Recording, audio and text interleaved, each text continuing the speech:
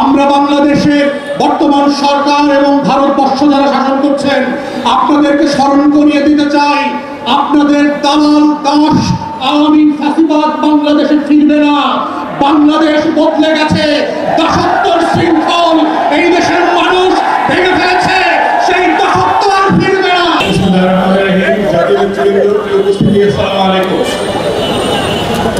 বাংলাদেশের গত সরকারি দল যারা ছিলেন 17 বছরের আওয়ামী ফ্যাসিবাদ কায়েম করে যাদেরকে পালাতে হয়েছিল, আমরা ধারণা করেছিলাম যাদের কারণে পালিয়েছেন, যেই দেশে পালিয়েছেন এবং আগামীতেও যাদের পালানো রাখতে পারে তাদের ভিতরে কোনো শিক্ষার সম্পর্ক দেখতে পাচ্ছি না।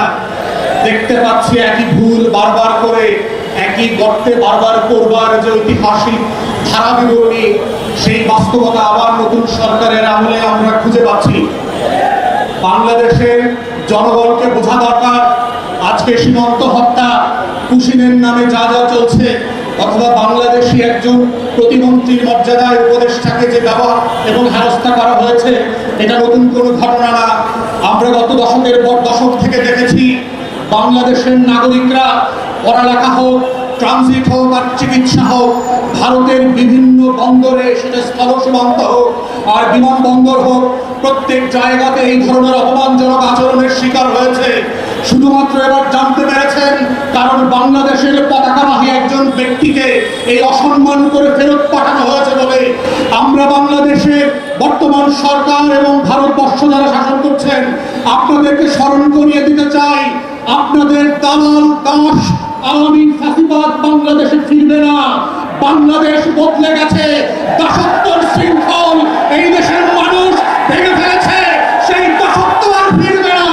যারা কোথা স্বর্গে বাস করছেন, আগামী দিনে আমাদের দেশের পতাকাকে অপমান করে পুষিনের চেষ্টা করে হাজার হাজার ভারতীয় নাগরিককে অনুপ্রবেশকারী বানিয়ে রাত 2টার সময় বিভিন্ন লোকেশনে ফেরত পাঠাচ্ছেন।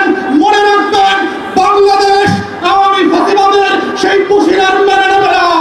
সীমান্ত হত্যার নামে যা শুরু করেছেন, এই সীমান্ত হত্যা যদি বন্ধ না করেন, বিজিবির সদস্যদের আচরণ থেকে যদি না শেখেন, সীমান্তবর্তী বাংলাদেশি নাগরিকদের অ্যাটিটিউড থেকে যদি না শেখেন, তাহলে প্রকাশ স্বর্গে বাস করছেন।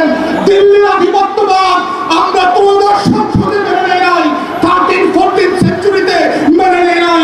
বাংলার শাসকদের, দিল্লির শাসকদের পরাজিত করবার ইতিহাস আছে। শিক্ষা নিয়ে ব্যবস্থা নেন, আপনার ফরেন পলিসি চেঞ্জ করেন।